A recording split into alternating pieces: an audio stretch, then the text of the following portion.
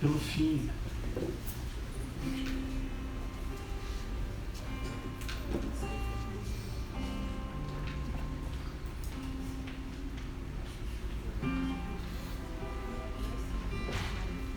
Sabe, hoje nós vamos falar de olhar para dentro. Olhar para dentro nem sempre é bom.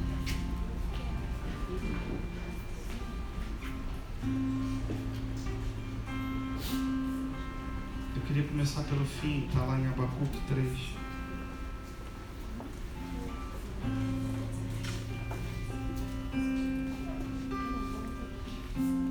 O Senhor é bom. Aleluia. O Senhor é bom. Aleluia.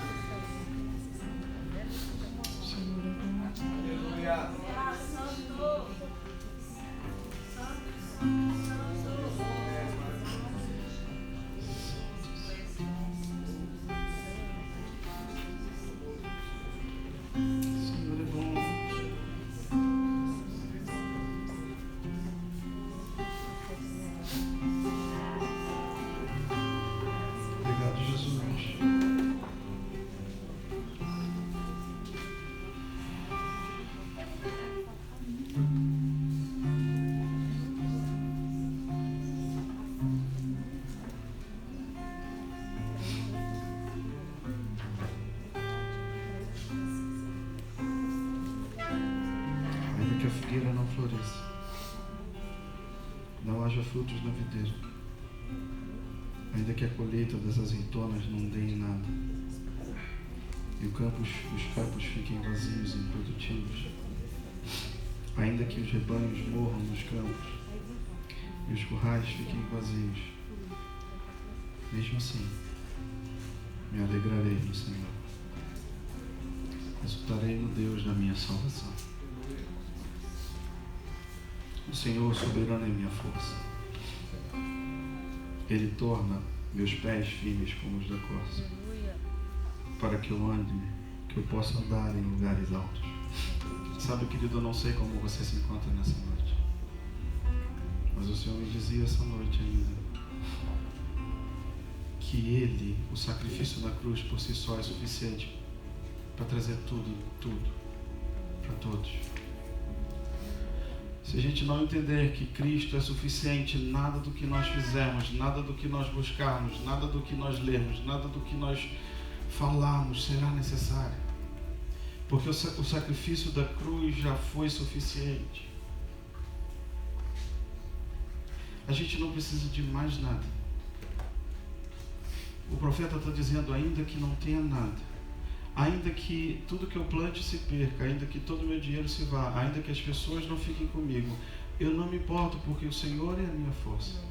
Ele me faz andar e fortalece os meus pés para andar em lugares altos. Sabe, querido, se nós não entendemos o sacrifício na cruz, se nós não entendemos a obra vicária de Cristo, não adianta nos chamarmos de cristãos. Podemos fazer tudo, podemos ser tudo, podemos conquistar tudo, mas se não entendermos que a cruz é suficiente, que o sangue derramado na cruz, o sangue carmesim de Jesus, que purifica de todo o pecado, é suficiente, nada vai ser. Se nós não entendermos isso, não adianta. Fecha a tua Bíblia e vamos embora. Lugar de recomeços parte pela cruz do Calvário, parte por arrependimento, passa por mudança de vida, passa por entendimento a respeito do que Cristo fez por mim. Isso é o início de tudo.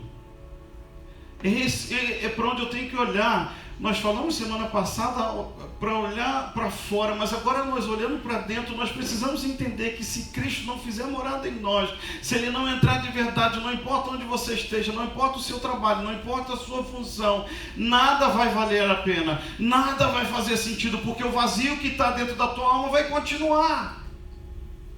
Porque se nós estivermos atrás somente de coisas, somente de pessoas, atrás de sei lá o que, ficaremos vazios e permaneceremos e continuaremos a mentir, dizendo que nós estamos bem, dizendo que nós estamos avançando, quando na realidade tudo por dentro está oco. Por isso que Jesus falou para os fariseus: vocês são a cambada de sepulcro caiado, é um túmulo pintado de branco, por fora está lindo, bonitão, branquinho, limpinho, mas por dentro está podre.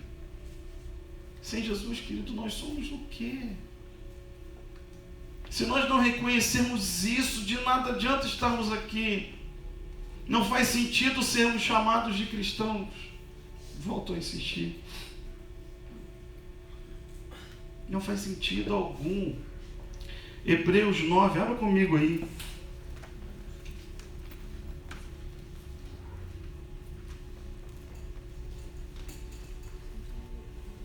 Hebreus capítulo 9, verso 11. Cristo se tornou o sumo sacerdote de todos os benefícios agora presentes. Ele entrou naquele tabernáculo maior e mais perfeito no céu, que não foi feito por mãos humanas, nem faz parte desse mundo criado. Com seu próprio sangue, não com o sangue de bodes e bezerros, entrou no lugar santíssimo de uma vez por todas e garantiu redenção eterna. Aleluia. Ele é suficiente, querido. Não adianta nada do que fizermos por Ele, nada do que quisermos provar para Ele, nos aumentará, ou melhor, aumentará o amor dele para nós, ou aumentará o sacrifício da cruz dele por nós. Não faz sentido algum continuarmos querendo favores de homens. Não faz sentido algum querer coisas e mais coisas, se Cristo de verdade não fizer morada em nossos corações, para que Ele possa transformar e nos dar uma vida assim abundante, uma vida assim plena, uma vida assim cheia de paz e de alegria. Esquece felicidade, queira paz e alegria, que vem de Deus, porque Ele é eterno, é boa. As pessoas estão procurando felicidade, mas não tem paz. As pessoas estão querendo ser felizes, mas não tem alegria. Estão vazias em si mesmas. Se, portanto, o sangue de bodes, verso 13, bezerros e as cinzas de uma novilha purificavam o corpo de quem estava cerimonialmente impuro, imagine com o sangue de Cristo purificará nossa consciência das obras mortas, para que adoremos o Deus vivo.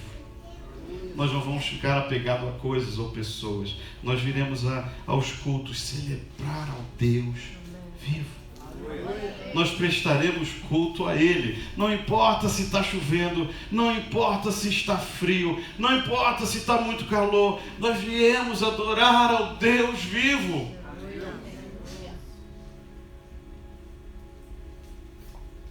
Pois pelo poder do Espírito Eterno, Cristo ofereceu a si mesmo, a Deus como sacrifício perfeito. Por isso, Ele é o mediador da nova aliança, para que todos que são chamados recebam a herança eterna que foi prometida, porque Cristo morreu para libertá-los do castigo dos pecados que haviam cometido sob a primeira aliança. Queridos, isso é muito sério. Quando Cristo morre, quando Ele derrama o seu sangue, Ele deixa algo poderoso para nós. Bastando nos arrepender e entregar as nossas vidas para Ele, para que Ele possa nos conceder como herança algo poderoso, o perdão dos nossos pecados. Precisamos entender que isso é suficiente. Não precisamos de mais nada. Não precisamos de coisa nenhuma, precisamos dele. Até porque somente por ele podemos fazer todas as coisas, ou as coisas. Sabe, querido,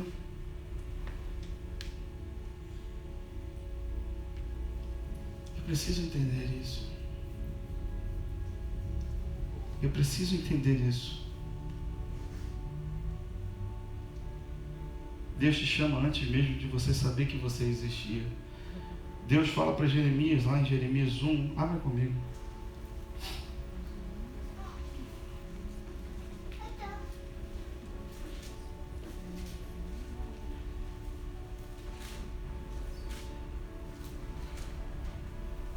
Capítulo 1, verso 5.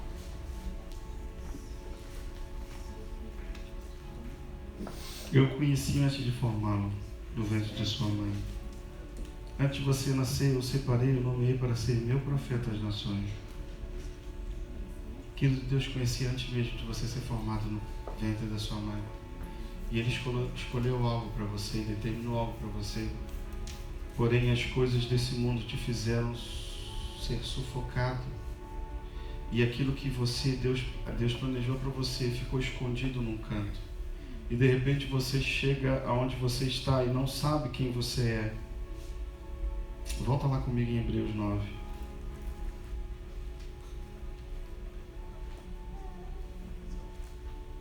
Hebreus capítulo 9, autor, carta aos Hebreus, no verso 24.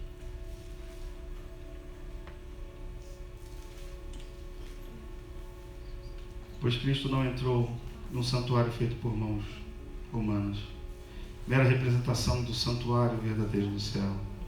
Ele entrou no próprio céu, a fim de agora se apresentar diante de Deus em nosso favor. Ele não entrou no céu para oferecer a si mesmo repetidamente como sumo sacerdote aqui na terra, que todos os anos entra no lugar santíssimo com o sangue de um animal. Se fosse assim, ele precisaria ter morrido muitas vezes, desde o princípio do mundo. Mas agora, no fim dos tempos, ele apareceu uma vez por todas para remover o pecado mediante sua própria morte e sacrifício. E assim, como cada pessoa está destinada a morrer uma só vez, e depois disso vem o julgamento, também Cristo foi oferecido como sacrifício uma só vez para tirar os pecados de muitos. Ele voltará, não para tratar de nossos pecados, mas para trazer salvação a todos que aguardam com grande expectativa. Querido, Cristo em si só é suficiente. Cristo em si só é suficiente. A gente não precisa pagar mais nada, já foi pago. O vídeo você conseguiu baixar, Pipi? Da música? Está no ponto? Não? O Cristo em si só é suficiente para tudo, querido. Só Ele. Por mais que a gente busque tantas coisas, por mais que a gente queira fazer alguma coisa para Ele, não, eu vou fazer alguma coisa, senão Ele vai ficar triste comigo. Ele pode ficar triste, sim. Mas não adianta, você não consegue comprar Deus. Deus é incomprável. Ele não tem preço, como você também não tem preço. O preço seu foi preço de sangue, derramada na cruz do Calvário. Eu queria passar uma canção, eu queria que você meditasse nela. Como eu estou de trás para frente, então essa canção seria no final, mas aí mudou tudo, então a gente vai botar a canção. Tá no ponto, Felipe? Cristo é suficiente, querido. Cristo é suficiente. Você precisa entender isso. Eu quero ser chato nisso, porque só Ele é suficiente. Você pode buscar em tantas outras coisas, mas só Ele pode mudar a sua história. Só Ele pode fazer com que você realmente queira algo nele. Mas se você também não quiser, tudo bem. Ele vai te respeitar. Eis que estou à porta e bato. Não é assim o texto? Se você ouvir, então primeiro você tem que ouvir. Às vezes você está tão tarefado que não consegue ouvir ou bater na porta, não é assim? Quantas vezes? Aqui mesmo na igreja, a gente bate lá quando tem gente aqui dentro, aí bate meia hora, uma hora, meia hora, uma hora, e aí ninguém atende, aí você bate, não ouviu. Depois de um tempo a pessoa ouve, você chegou agora? Não, tem 2 horas que eu estou batendo. Eu não te ouvi. Jesus está batendo. Se você ouvir. Depois o que ele fala? E o quê? Se ouvir, abrir a porta. Então tem que ter o quê? Querer. Pode só bater, não vou abrir não. Não tinha uma música assim? É o frio. Não, o pessoal mais novo não vai.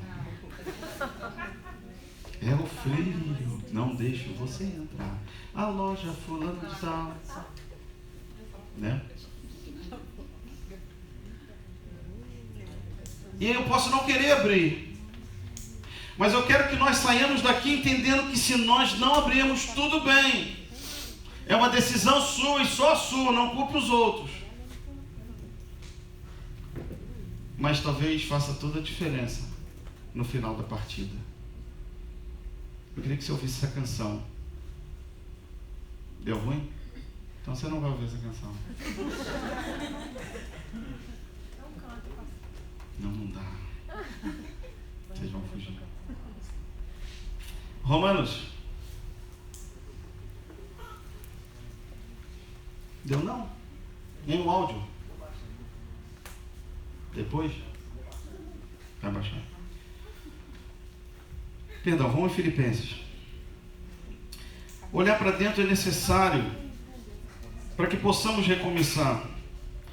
Se não olharmos e nos conhecermos, não tomaremos as decisões necessárias para que as mudanças sejam realmente efetivas. Se não sabemos aonde mudar, como mudaremos? O que precisamos mudar? Se fizermos pequenas mudanças, elas não serão transformadoras, não serão duradouras.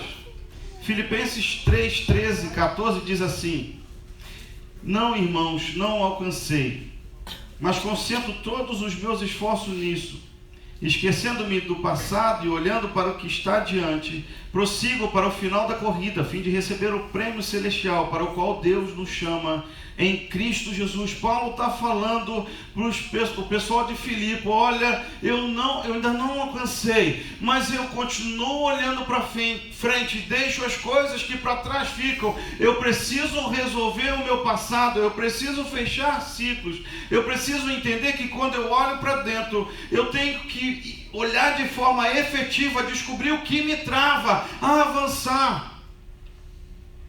Não tem aquela coisa da autossabotagem que a gente fala assim: poxa, o fulano é tão bom, mas quando ele tem que ir, ele empaca. Não é assim? Quem conhece pessoas assim? Tem pessoas que são muito boas no que fazem, ou no que se propõem a fazer, e de repente elas travam por algo que elas nem sabem o que é. Elas só sabem assim: de novo eu comecei e não terminei, de novo eu iniciei e não finalizei. Quando é que eu vou conseguir me libertar disso? Quando é que eu vou conseguir avançar? Paulo está dizendo para o pessoal de Filipe, para os filipenses: olha, eu vou fechar ciclos e não vou olhar mais para as coisas que ficam para trás. Eu vou avançar, eu vou olhar para Cristo, porque Ele é suficiente. Entende, querido? Cristo é suficiente e é Ele que vai me ajudar a mudar. O Espírito Santo nos convence da justiça, do pecado e do juízo. É Ele que vai nos convencer que estamos fazendo coisas erradas. É Ele que vai nos fortalecer a continuar fazendo as coisas certas. Vamos em Romanos. Paulo diz algo tremendo aqui para nós. Romanos 7, verso 14. Romanos 7, 14. Ele está falando sobre o pecado, a luta dele contra o pecado. O problema não está na lei, pois ela é espiritual e boa. O problema está em mim, pois sou humano, escravo do pecado. Não entendo a mim mesmo, pois quero fazer o que é certo, mas não faço. Em vez disso, faço aquilo que odeio. Verso 16. Mas se eu sei que o que eu faço é errado, isso mostra que concordo que a lei é boa. Portanto, não sou eu quem faz o que é errado, mas o pecado que habita em mim. Eu sei que em mim, isto é, em minha natureza humana, não há nada de bom, pois quero fazer o que é certo, mas não consigo. Quero fazer o bem, mas não faço. Não quero fazer o que é errado, mas ainda assim o faço. Então, se faço o que não quero, na verdade não sou eu quem o faz, mas o pecado que habita em mim. Assim descobri esta lei em minha vida. Quando quero fazer o que é certo, percebo que o mal está presente em mim. Amo a lei de Deus de todo o coração. Contudo, há outra lei dentro de mim que está em guerra com minha mente, me torna escravo do pecado que permanece dentro de mim. Como sou miserável! Quem me libertará deste corpo mortal dominado pelo pecado? Aí ele mesmo responde: graças a Deus, a resposta está em Cristo Jesus, nosso Senhor. Na mente quero de fato obedecer à lei de Deus, mas por causa da minha natureza humana sou escravo do pecado. Paulo está dizendo: eu estou lutando, mas eu não consigo. Tem algo dentro de mim que me trava, tem algo dentro de mim que me prende, faz com que eu faça coisas erradas, e de repente eu olho e falo: poxa, de novo. Parece aquela do desenho animado que falava: eu te disse, não te disse? Já te disse que eu sei. De novo. Por que eu não consigo fazer? E aí Paulo está dizendo, eu ainda sou escravo do pecado. Eu preciso lutar contra isso, mas a resposta vem de Cristo. E logo em seguida, no capítulo 8, ele vem falando a respeito da solução para esse problema. Veja comigo no capítulo 8. Agora, portanto, já não há nenhuma condenação para os que estão em Cristo Jesus. Pois em Cristo Jesus, a lei do Espírito que dá vida os libertou da lei do pecado que leva à morte. A lei não era capaz de nos salvar por causa da fraqueza de nossa natureza humana. Por isso Deus fez o que a lei era incapaz de fazer ao enviar o seu Filho na semelhança de nossa natureza humana pecaminosa e apresentá-la como sacrifício por nosso pecado. Com isso declarou o fim do domínio do pecado sobre nós, de modo que nós, que agora não seguimos mais nossa natureza humana, mas sim o Espírito, possamos cumprir as justas exigências da lei. Aqueles que são dominados pela natureza humana pensam em coisas da natureza humana, mas os que são controlados pelo Espírito pensam em coisas que agradam o Espírito. Verso 6. Portanto, permitir que a natureza humana controle a mente resulta em morte, mas permitir que o Espírito controle a mente resulta em vida e paz. Pois a mentalidade da natureza humana é sempre inimiga de Deus, nunca obedeceu às leis de Deus e nunca obedecerá. Por isso, aqueles que ainda estão sob o domínio de sua natureza humana não podem agradar a Deus. Vocês, porém, não são controlados pela natureza humana, mas pelo Espírito, se de fato o Espírito de Deus habita em vocês. E se alguém não tem o Espírito de Cristo, a ele não pertence. Uma vez que Cristo habita em vocês, embora o corpo morra por causa do pecado, o Espírito lhes dá vida, porque vocês foram declarados justos diante de Deus. E se o Espírito de Deus, que ressuscitou Jesus dos mortos, habita em vocês, o Deus que ressuscitou Cristo Jesus dos mortos, dará vida a seu corpo mortal, por meio desse mesmo Espírito que habita em vocês. Portanto, irmãos, vocês não têm de fazer o que a natureza humana lhes pede, porque se viverem de acordo com as exigências dela, morrerão. Se contudo, pelo poder do Espírito, fizerem morrer as obras do corpo, viverão, porque todos que são guiados pelo Espírito de Deus são filhos de Deus. Você está entendendo? Aqui Paulo está dando a solução para o teu problema com o pecado. Subjugue as tuas emoções, deixa Deus tratar você, de forma a você não depender mais de você, mas sim dele. Paulo está dizendo, olha, vocês que têm o Espírito de Deus, Espírito que ressuscitou Jesus, ele pode trazer vida para o corpo de vocês, e vocês conseguirem vencer as paixões. Querido, a gente precisa entender isso. É muito sério. Porque se a gente não entende que Cristo é suficiente, isso aqui não faz sentido. Se eu não entendo que Cristo, o sacrifício dele na cruz foi tudo que eu preciso, isso aqui não faz sentido. E aí eu estou perdendo tempo.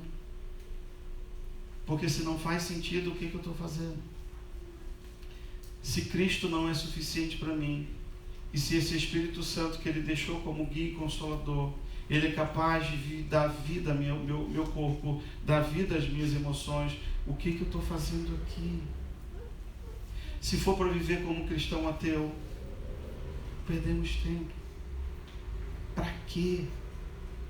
Se continuarmos a não crermos na palavra que ele deixou para nós, e se tudo isso não passa de uma fábula, como alguns falam, por que estamos aqui? Qual é o sentido? Não da vida, mas qual é o sentido de ser um cristão que não acredita na palavra que foi revelada a nós, ou foi trazida a nós? Para quê? Por que no início nós tínhamos aquele tal chamado primeiro amor e de repente hoje nós estamos no 3º, no 20º, no 5º, no 14º amor? Aí dizem que esfriamos ou deixamos de fazer porque nos decepcionamos, mas se tudo está em Cristo, por que a nossa esperança está nas pessoas? Por que a gente fica dependendo daquilo que elas vão nos dar ou não dar? Por que nós nos decepcionamos quando elas nos ferem? Porque nós dependemos delas, porque nós esperamos algo delas. Quando nós realmente entendermos o amor de Cristo, o sacrificial dele, nós passaremos a entender que as pessoas elas erram e elas em algum momento nos decepcionarão, nos abandonarão, nos trairão. Mas o amor de Cristo é maior. Mas o amor de Cristo nos constrange. Mas o amor de Cristo dá-nos um coração ensinável. E a gente continua. Pessoas precisam de pessoas, mas nós precisamos entender o sacrifício da cruz. Precisamos entender que pessoas falham.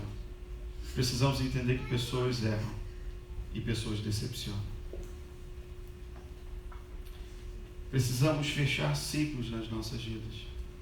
Não podemos recomeçar com ciclos abertos, ou pelo menos não encaminhados para se fecharem. Porque às vezes esses ciclos, essas coisas que nós devemos resolver, elas vão demandar tempo. São coisas que estão tão enroladas, tão confusas, que precisam de tempo. O tempo de Deus, o tempo para Deus agir, não o tempo comum. Ah, não, então o tempo cura. O tempo não cura. Se você não deixar Deus curar, e no tempo dele ele vai tocar e vai te curar. O tempo em si não cura. O tempo varre somente para debaixo do tapete. Quando a gente não resolve os problemas, eles ficam debaixo do tapete. E aí, quando a gente de repente se encontra em situações semelhantes ao que nós sofremos lá naquele tempo que jogamos para debaixo do tapete, a nossa reação é a mesma. E aí de novo temos outro problema. Sabe aquelas coisas que as pessoas falam a respeito de gatilhos mentais? É isso.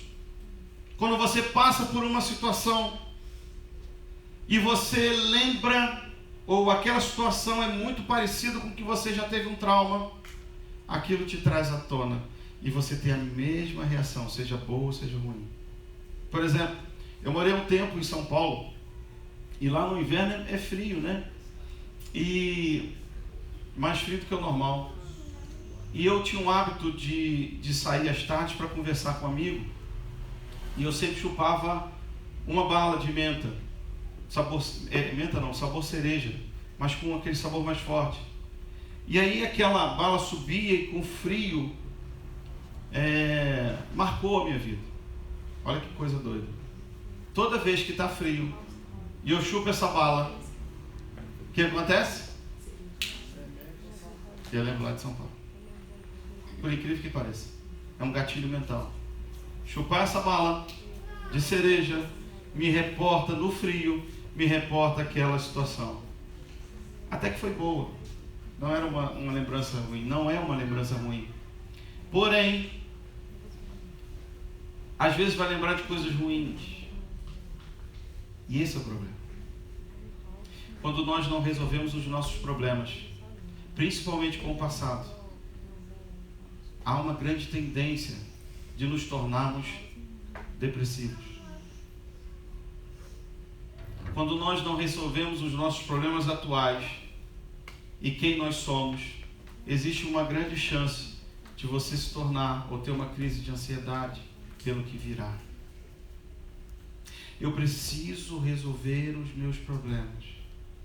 Para recomeçar, eu preciso permitir que Deus venha sobre a minha vida e eu apresente a minha vida para Ele, para que Ele trabalhe em mim, para que Ele comece a sarar essa minha alma que foi magoada, que foi ferida e que foi machucada. Quantos de nós já passamos por momentos terríveis? Quantos de nós lá atrás sofremos algumas coisas que não gostaríamos de sofrer?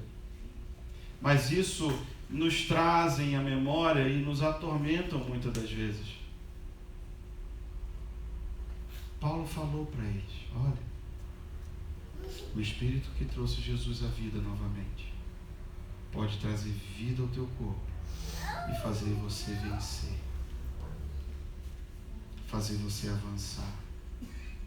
Mas você precisa encarar os teus medos. Você precisa encarar os teus problemas. Problemas são feitos para serem encarados, não escondidos. Deus nos chama, o texto diz que Ele não nos deu um espírito de medo, não é assim? Mas um espírito de ousadia e intrepidez. Quando nós aceitamos a Jesus, quando nós entregamos a nossa vida para Ele, vem um pacote que diz que Ele te deu um espírito de ousadia para enfrentar os problemas de frente. Porque o Espírito Santo que ressuscitou Jesus, Ele está dentro de você. Você está entendendo? A gente precisa entender isso. Que o mesmo Espírito Santo que trouxe vida a Jesus, ressuscitou Jesus. Fala no texto, não sou eu que estou dizendo. A gente acabou de ler. É o mesmo que habita em você. E a vida que Ele deu para Jesus, Ele pode te dar também. Porque Ele habitou nele e habita em nós. Jesus não era diferente de nós quando andou aqui. Diz o texto, não sou eu que estou dizendo. Diz que Ele veio com as mesmas paixões. Mas a gente precisa crer que nós não somos diferentes de ninguém. Ah, mas Paulo era Paulo. Não, Paulo era como nós. Nós precisamos entender que Davi tinha problemas também. Mas a gente fala muito de Davi, mas a gente lembra só de que ele era o quê? Um homem segundo o coração de Deus. A gente lembra das pessoas pelo que elas conquistaram.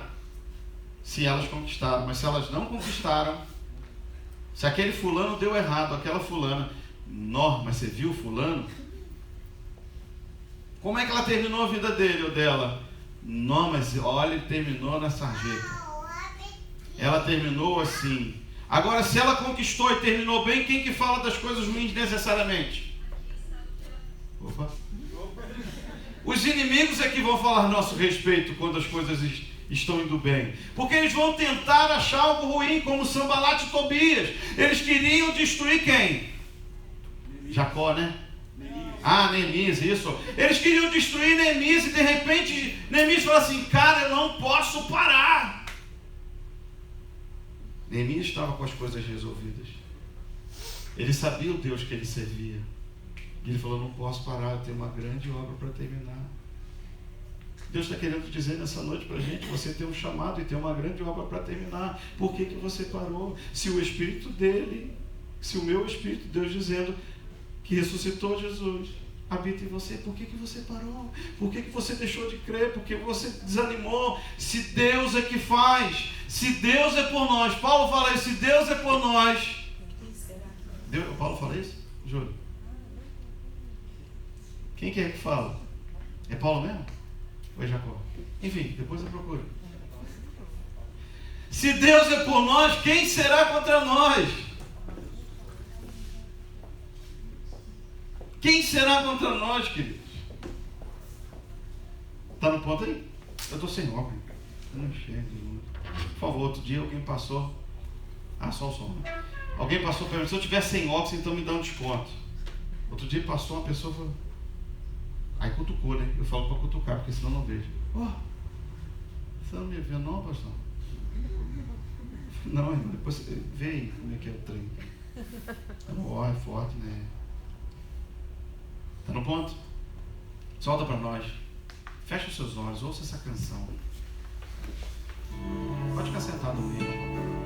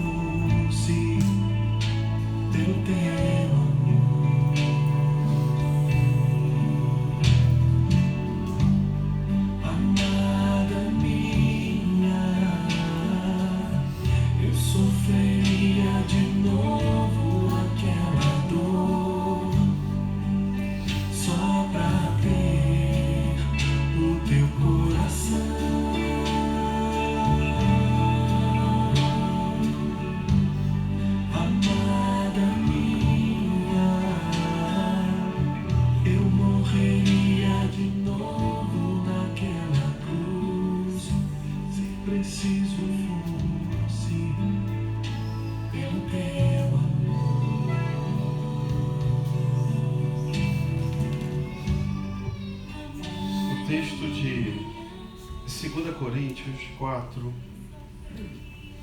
do verso 7, diz assim: agora nós mesmos somos como vasos frágeis de barro que contém grande tesouro. Assim fica evidente que esse grande poder vem de Deus e não de nós. De todos os lados somos pressionados por aflições, mas não esmagados, Ficamos perplexos, mas não desamparados. Somos perseguidos, mas não abandonados. Somos derrubados, mas não destruídos. Pelo sofrimento, nosso corpo continua a participar da morte de Jesus, para que a vida de Jesus também se manifeste em nosso corpo. Sim, vivemos sob constante perigo de morte, porque servimos a Jesus, para que a vida de Jesus se manifeste em nosso corpo mortal. Assim, enfrentamos a morte, mas isso resulta em vida para vocês. Continuamos a pregar porque temos o mesmo tipo de fé mencionada nas Escrituras. Crie em Deus, por isso falei. Sabemos que Deus, que ressuscitou o Senhor Jesus, também nos ressuscitará com Jesus e nos apresentará a Ele junto com vocês. Tudo isso é para o bem de vocês, e à medida que a graça alcançar mais pessoas, haverá muitas ações de graças, e Deus receberá cada vez mais glória. Por isso, nunca desistimos, ainda que nosso exterior esteja morrendo, nosso interior esteja sendo renovado a cada dia. Por essas aflições pequenas e momentâneas que agora enfrentamos, produzem para nós uma glória que pesa mais que todas as angústias e durará para sempre. Portanto, não olhamos para aquilo que agora podemos ver. Em vez disso, fixamos o olhar naquilo que não se pode ver, pois as coisas que agora vemos logo passarão, mas as que não podemos ver durarão para sempre. Amém. Glória a Deus. Precisamos entender, queridos, que para recomeçar, eu preciso fechar ciclos, mas primeiro eu preciso entender o sacrifício de Cristo na cruz do Calvário. Vamos ficar de pé. A música diz que se fosse preciso, ele passaria tudo de novo, só para ter o teu coração. Mas sabe qual é a boa nova? Não é preciso. Aleluia. Glória a Deus. Basta você se abrir para Ele. Basta você se entregar. Queria chamar o pessoal do louvor para tocar a última canção da gente orar encerrando. Passou rápido, né?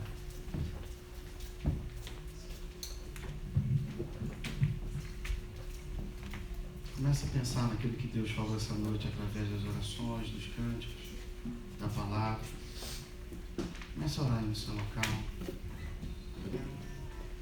Esquece que a gente está aqui um pouquinho. O que Deus ministrou para você essa noite?